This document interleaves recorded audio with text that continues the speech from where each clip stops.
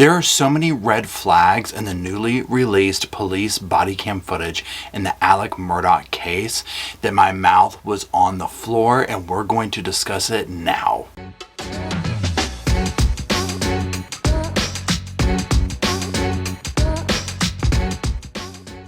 Hello everybody and welcome back to the sofa. That's the sofa back there. My name's Paul. As always, thank you to everybody who makes the Sofa Squad possible, all of the channel members, Patreons, as well as everybody who keeps the victim stories alive by commenting in the comment section and talking about these stories. Now today we are going to be continuing our discussion on the current case that is going on. This is the Murdaugh trial. Now remember, he has been accused of numerous financial crimes, but also for taking the life of his wife Maggie and one of his sons named Paul.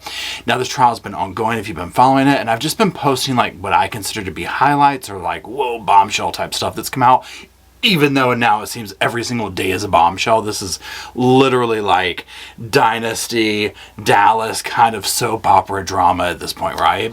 But when I watched the newly released police body cam footage, my mouth hit the floor, y'all. So what I've done is I've extracted a few clips from it that I just want to comment on, so I'll put a clip up and then we'll talk about it. If you want to see the whole thing without hearing me talking, be sure to check out Law and Crime. That's where this is from, and see the whole thing there. So let's go ahead and dive right in. Now let me pre-warn you also, there's going to be a lot of dog barking in this, so if you have dogs, go ahead and get them situated, warn the household, you in the kitchen, just get ready. Some dogs are going to be barking.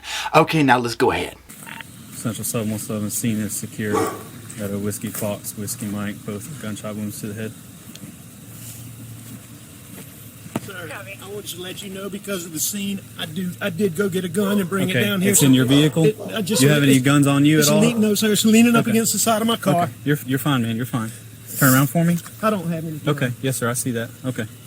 Okay, so the officer is approaching Alex. This is right after, he's gotten there allegedly and found his, wife and son deceased on the ground in a horrific manner. Now he did say, hey, I went up and got a gun because I was afraid. So right off the bat, hey, I have this, this is what I did. And I can understand that. Now what I want you to really do is pay attention to the things that immediately are coming out of his mouth. And let's listen to the first clip of that. Now that we've laid the foundation for what we're, where we're at, let's go ahead and listen to this first clip.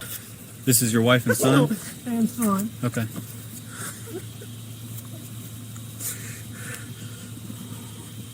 Bad. It's bad. Check the pulses. Yes, sir. This is the firearm you brought from inside the house? Yes, sir. Yes, sir. I went and got. This is a long story. My son was in a boat wreck a few months back. He's been getting threats. Most of it's been benign stuff we didn't take serious. Okay. He's been getting punched. I know that's somebody. I know that's what it is. Okay, without even being asked, immediately offers up an excuse for why this happened. My son, boat wreck, this is what it is. I know that's what it is. He's been getting threats. This sends so many red flags off to me, and it makes me wonder for the people who are standing by him, now that we're seeing all this evidence come out in the trial, if hearing and seeing stuff like this makes them finally say, ooh, and I'm talking about like family, people like that might have been giving him the benefit of the doubt, because this does not seem normal. I do not understand why in the heat of this moment, some of the first stuff that comes out of his mouth is just, an excuse for why this could have happened. Okay. When did you get home? Right when you called, or did you go to the house first? Where is the house? I came to the house first. My mom has late stages Alzheimer's, and my dad is in the hospital. Okay. I left. I don't know what time. I can go back on my phone and tell you the exact times. Did you check? Okay, again, giving too much information. Now, here's the thing. I'm a Southerner. I grew up in the South, so there is a little bit of it being normal to talk, give extra information, right? So I go back and forth when I make comments like that of oh, he's giving this, extra info, because I'm from here. I get this. This is kind of how we do or whatever. But on the same note, it still very much feels like I'm giving an alibi. I have rehearsed this. I have crossed my I's and dotted my T's tease. It's showtime, and now I'm throwing out the story that I have woven. Now, also, it's interested in this, and again, we've heard that this is his alibi, oh, I was at my, parents and this and that, and, my mom Alzheimer's and all this type of stuff. Then immediately, and we're going to listen to the following clip here in a second, where he says, did you check? And it says right after the phone, it's like he has these little Freudian slips, I think they're called, where he just like lets information out. Almost like, to the officer, in my mind was probably thinking, what, did we check your phone? Like, no. Let's hear what the remainder of that is, though. Did I check what? Did you check them? We got medical guys that are, that's what they're going to do, okay? What are they doing? Can they hurry? They are, yes, sir. That gentleman that was out here already, he's one of the battalion chiefs, okay? Okay, so now we see where he's like, did you check them? Now, we already have figured out that one thing that Alex does is when the going gets tough, he creates major drama, starting allegedly with this. And then we saw what he did also with, the car thing on the side of the road, his friend, cousin Eddie, whoever that was, coming by, making it look like this staged thing, trying to take his life, yada, yada, yada. So, again, look at how he diverts the attention away from the phone and the timing and the this and that, because he's probably very nervous about that, to make sure, and as we're seeing now, he really didn't do his homework, because the more evidence that comes out, there's stuff he didn't know about. He didn't know about Paul's Snapchat that put him there. So this timeline is falling apart, as well as the other evidence from people who are saying, yeah, he asked me to lie for him. So this right here, where he immediately goes into that, did you check? He's immediately trying to take ownership. He's trying to take power of the conversation and divert that attention back to the tragedy that this.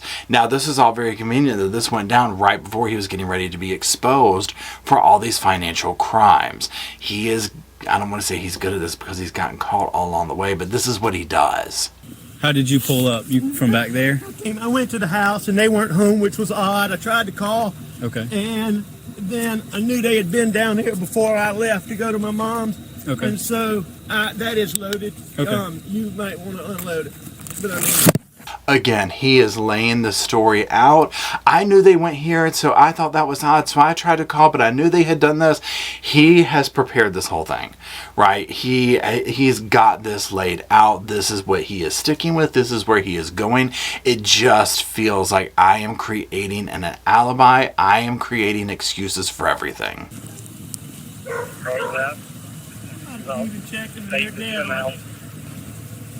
They are dead, aren't they? Yes, sir. That's what it looks like. Randy. All are dead. Now, also of interest, we heard testimony from one of the officers saying that he seemed upset, but I didn't really see any tears. And this seems like, again, I don't know Alec, right? So I don't know how he is, but these seem to be crocodile tears, right? There seems to be this weird thing. Now, he's on the phone with Randy, the brother, and he comes up, you checked him, right? You checked him, right?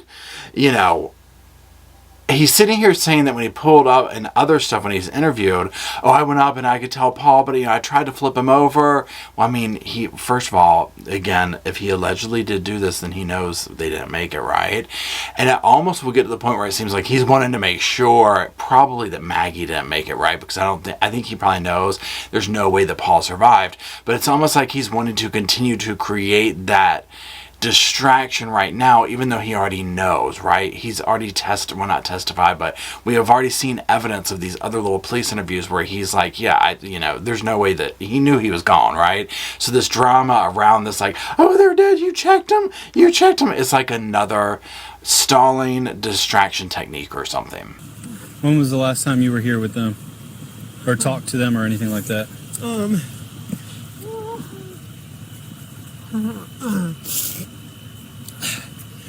It was earlier tonight. I don't know the exact time, but okay. I left. I was probably gone an hour and a half from my mom's, and I saw them about 45 minutes before that. Okay. I rode around with Paul for 2 hours this afternoon in the pickup truck. That's your son, Paul? Okay. Now notice on this one where he asks him when's the last time, he pauses for a minute, and to me the way I interpret this is he's getting his story straight. He's remembering, like, okay, so this is what I did. I rode around for 2 hours, because remember, there's going to be, the reality is there's missing time, because there was this time of, again, this is all allegedly, that he had to create this act and then cover the tracks, right? So he has to create this illusion of, you know, well, I was doing this and I was doing that. But again, when you lie, you have to remember stuff, right? It's because it's not the truth. Somebody going to check them? Yes, sir. They've already checked them. They did check them? Yes, sir. This is official that they're dead? Yes, sir. That's what it looks like. Again, why keep asking this? Why keep doing that? It's like, it just is so weird. And it's like he's wanting to make sure. Now, again, I feel this way. I feel like, you know what? He has to know Paul didn't make it, right? But Maggie, maybe he's, you know, wanting to make sure she didn't, because again, that would blow him out of the water completely if she survived. You know, but also I think there's this double-edged sword of he's wanting to make sure that, like, okay, they can't tell on me, but also this level of, I'm just wanting to be dramatic to create this confusion and distraction and seem really upset. This is like what he imagines he should feel like. Now, I'm sure there is a level where he is authentically like, oh my God, I can't believe things had to get to this point, right? I'm sure that he does feel some sense of that. But at the end of the day, it still happened, right? This was still his way to get out of the predicament that he was in. This was like a viable option. I'm sorry. No, you're fine. I'm very sorry. Now again, he has these little slips like this, I'm sorry, I'm very sorry, almost like the, I did him so wrong. We're going to talk about that redacted version another time. It's like an hour long, but being able to see him, I'm like, oh, please, like, no. But again, these little slips that he does throughout all these interviews of him that we see, it's not good. And what's his birthday? Jason, do you have anybody 4. coming through town that could stop and pick up that tent? I see lighting off in the distance. What, are they covering them up? I got some getting dressed now, Sheriff. I'll have somebody stop and grab it. Now, what I think he was doing here is when he started to say 4, and then the officer's little speaker thing came up, he was stopping to listen to what they were saying. And so he was listening to that, but again, pretending to be like, you know, what are they covering them up? Notice he always goes back to, I want your attention to be on how upset I am and the loss that I have. So all of the verbiage, all the stuff that I'm going to use is going to be putting that attention back on that. I see quite a few tire tracks in here. Were any of these you going in and out? No, I came in here and I left one time and I came back. Now, again, of course they're not going to be from him, right? Now, it almost makes you wonder, you know, did he, you know, how did he create this? Because we'll watch one last clip here of him talking about the tire tracks. But again, there could have been coming and going. I mean, this was, you know, their little hunting area, so this could be authentic here. Okay. But the rest of them, maybe Okay. from earlier, but Okay. only 2 are mine. Did you go out this way at all? No. So anywhere that there could possibly be like, did you go out this way? No. Creating mystery, creating other, you know, chances, other, you know, well, that wasn't me. Who could have been? The Mallory boat thing, the this, that. I mean, from the get-go, everything in this screams, I am casting doubt. I am pushing everything away from me. The only thing, attention I want myself is that I am the victim. I have lost my family. This is a horrible thing. Let's not talk about the money. Let's not talk about the fact that this doesn't add up. Let's focus on my loss, and by focusing on that, let's not focus on the glaring, you know, elephant in the room type situation. For me, there's been many bits and pieces of evidence that have come through that I'm like, Now, this does not mean that I'm like, oh, I'm 100% sold with the job that the prosecution has done so far and whatnot. Again, you know, I'm not a lawyer, I'm not a doctor, I ain't none of that fancy stuff, so this is just my opinion from the sofa. But the evidence that continues to come out, it's 100% not good. And I'm actually surprised that for him being a lawyer, he was not more careful. Because I I actually entered into this thinking that he possibly hired someone to do this, and I'm now 100% no, he did this himself. And he tried to cover his tracks up. Now, he might have had somebody come along the way to hide this or hide that, but I didn't even think that at this point. I think he 100% did this all by himself. I think the last things that Maggie and Paul saw were their father and husband taking their lives from them, and I think that's absolutely heartbreaking, and my heart goes out to them. I can't imagine what went through Maggie's head when she saw what he did to Paul, and she turned around and tried to run for her life, and she was unable to. And for this man to be able to sit here and call the police and immediately start in on some grimy story like this is shocking to me, and the fact that he can sit in court without holding his head completely down in shame, which he actually does hold it down quite a bit, even more telling. So again, I'm going to keep posting videos of stuff that's just like, oh my gosh, this. I know a lot of the viewers here are like following it as they go in the court. And so, but the things that people kind of reach out to me over are the things that I'm like, okay, well, let's talk about this. So anyways, let me know what you think down in the comment section. Thank you for watching. Drop hearts for all of the victims of this family, of Alec, of, you know, it runs deep. So that's it. I will talk to y'all soon. Thank you for being here.